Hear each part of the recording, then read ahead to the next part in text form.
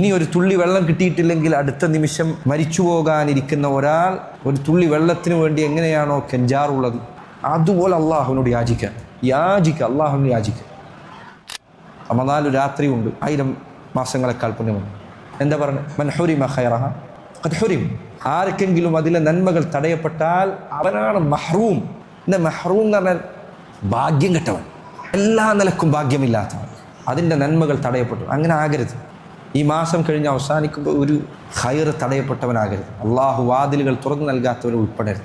അള്ളാഹു എന്നോട് പ്രാർത്ഥിക്കുക, റബ്ബേ നീ എല്ലാ രാത്രിയും രക്ഷപ്പെടുത്തുന്നുണ്ട്, അള്ളാഹു എന്നെ ഉൾപ്പെടുത്തണം, എന്നെ ഇതിൽ ഉൾപ്പെടുത്താതെ നീ വിടരുത്. മുൻഗാമികൾ ചില ദുആ ചെയ്യണം, അള്ളാഹുവെ നീ എന്നെ ദൗർഭാഗ്യവാന്മാരിലാണ് രേഖപ്പെടുത്തിയിട്ടുള്ളതെങ്കിൽ അള്ളാഹുവെ നീ എൻ്റെ പേര് അതിൽ നിന്ന് മായ്ക്കുകയും എന്നെ സൗഭാഗ്യവാന്മാരിൽ രേഖപ്പെടുത്തുകയും ചെയ്യണം. അങ്ങനെ ദുആ ചെയ്യാം. ആദം നബി പ്രാർത്ഥിച്ചില്ല, റബ്ബന ളലംനാ അൻഫുസനാ വഇൻ ലം തഗ്ഫിർ ലനാ വതർഹംനാ നകൂന മിനൽ ഖാസിരീൻ. അള്ളാഹ് നീ പുറത്തു തന്നിട്ടില്ലെങ്കിൽ നഷ്ടക്കാരിൽപ്പെട്ടവരാണ്, നഷ്ടമല്ലാതെ മറ്റൊന്നുമില്ല. റബ്ബേ നീ എനിക്ക് തുറന്നു തന്നിട്ടില്ല. ദുആ ചെയ്യുക, അവനവൻ്റെ അവസ്ഥ സ്വയം തുറന്നു പറയുക, നിൻ്റെ തിന്മകൾ ഏറ്റുപറയുക, അള്ളാഹുവിൻ്റെ മഹത്വം പറയുക, ദുആ ചെയ്യുക, പ്രാർത്ഥിക്കുക. ഇനി ഒരു തുള്ളി വെള്ളം കിട്ടിയിട്ടില്ലെങ്കിൽ അടുത്ത നിമിഷം മരിച്ചു പോകാനിരിക്കുന്ന ഒരാൾ ഒരു തുള്ളി വെള്ളത്തിന് വേണ്ടി എങ്ങനെയാണോ കെഞ്ചാറുള്ളത്, അതുപോലെ അള്ളാഹുവിനോട് യാചിക്കുക, അള്ളാഹുവിനോട് യാചിക്കുക.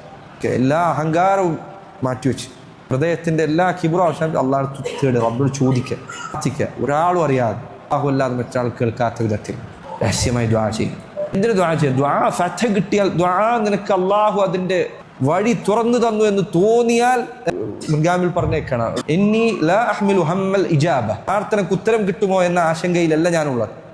ഇന്നമാ അഹ്മിലു ഹമ്മ ദുആ, ദുആ ചെയ്യാൻ അള്ളാഹു എനിക്ക് വഴി തുറന്നു നൽകുക എന്നതാണ് ഞാൻ ചിന്തിക്കുന്നത്. വഇദാ ഉൽഹിംതു ദുആ ഫൽ ഇജാബതു മഅഹു, ദുആ അള്ളാഹു അതിൻ്റെ ഫത്ഹ് നൽകിയാൽ എനിക്ക് ഉറപ്പാണ് ഉത്തരമുണ്ട്. കാരണം ഉത്തരം നൽകാൻ ഉദ്ദേശിച്ചത് കൊണ്ടാണ് റബ്ബ് നിന്നെ കൊണ്ട് ദുആ ചെയ്യിപ്പിക്കുന്നത്. അള്ളാഹു നിനക്ക് ഉത്തരം നൽകാൻ ഉദ്ദേശിക്കുന്നത് കൊണ്ടാണ് നിനക്ക് നല്ല വിധത്തിൽ ദുആ ചെയ്യാൻ പറ്റുന്നത്. ഇല്ലെങ്കിൽ അള്ളാഹു നിന്നെ അങ്ങനെ അവൻ്റെ മുന്നിൽ ഇരുത്തുകയില്ല. നിന്നെ കൊണ്ട് പ്രാർത്ഥിപ്പിക്കുന്ന എന്തിനാണ്? നിനക്ക് തരാൻ ഉദ്ദേശിക്കുന്നതുകൊണ്ട്. പക്ഷെ നീ അതിലേക്ക് എത്താൻ നിനക്ക് സാധിക്കുക എന്നുള്ളതാണ്, അങ്ങനെ പ്രാർത്ഥിക്കാൻ നിനക്ക് കഴിയാന്നുള്ളതാണ്. വെറുതെ ഉറക്കം തൂങ്ങി പ്രാർത്ഥിക്കലല്ല, അള്ളാഹുവിന് ഖൽബ് തുറക്കാൻ സാധിക്കുക. നിമിഷം ഹദീസിൽ വന്നു, ജിബ്രീൽ അള്ളാഹുവിൻ്റെ അടുത്തേക്ക് എത്തിയതുപോലെ കൽഹിൽസിൽ ബാലി, നനഞ്ഞ തുണി പോലെയായിരുന്നു ഞാൻ അള്ളാഹുവിൻ്റെ പേടി കാരണത്താൽ.